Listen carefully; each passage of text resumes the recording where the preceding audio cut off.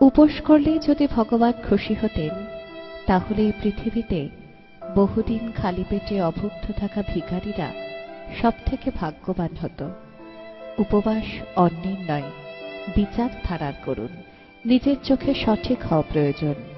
মানুষ তো ভগবানের ওপরেও সন্তুষ্ট নয়। পাখি জীবন্ত অবস্থায় পিঁপড়েকে খেয়ে নেয়, আর পাখি যখন মরে যায় তখন পিঁপড়ে তাকে খেয়ে নেয়। মনে রাখা জরুরি, সময় আর পরিস্থিতি যে কোনো সময় বদলাতে পারে। কখনো কাউকে অপমান করা উচিত নয়, কখনো কাউকে কমজোর ভাবা উচিত নয়। তুমি শক্তিশালী হতে পারো, কিন্তু সময় তোমার থেকেও বেশি শক্তিশালী। একটা গাছের থেকে লক্ষ দেশলাই কাঠি হতে পারে, কিন্তু একটা দেশলাই কাঠি লক্ষ গাছও জ্বালাতে পারে। কোনো মানুষ যতই মহান হোক না কেন, কিন্তু প্রকৃতি কখনোই কাউকে মহান হবার সুযোগ দেয় না। কোকিলকে কণ্ঠ দিয়েছে, কিন্তু রূপ কেড়ে নিয়েছে। রূপ দিল ময়ূরীকে, কিন্তু ইচ্ছা কেড়ে নিয়েছে। ইচ্ছা দিল মানুষকে, কিন্তু সন্তুষ্টি কেড়ে নিয়েছে। সন্তুষ্টি দিল সাধুকে, কিন্তু সংসার কেড়ে নিয়েছে।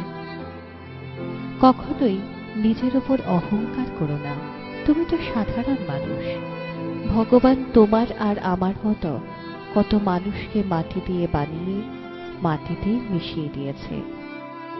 জীবনের কঠিন সত্য, যেটা আমরা বুঝতেই চাই না। মানুষ পৃথিবীতে তিনটে জিনিসের জন্য পরিশ্রম করে: নিজের নাম খ্যাত হোক, নিজের পরিধেয় বস্ত্র সুন্দর হোক, নিজের বাসস্থান সুন্দর হোক।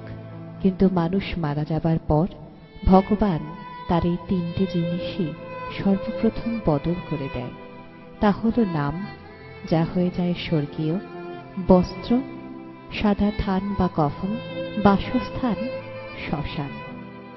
শেষ করার আগে সুন্দর কয়েকটি লাইন শুধু তোমাদের জন্য।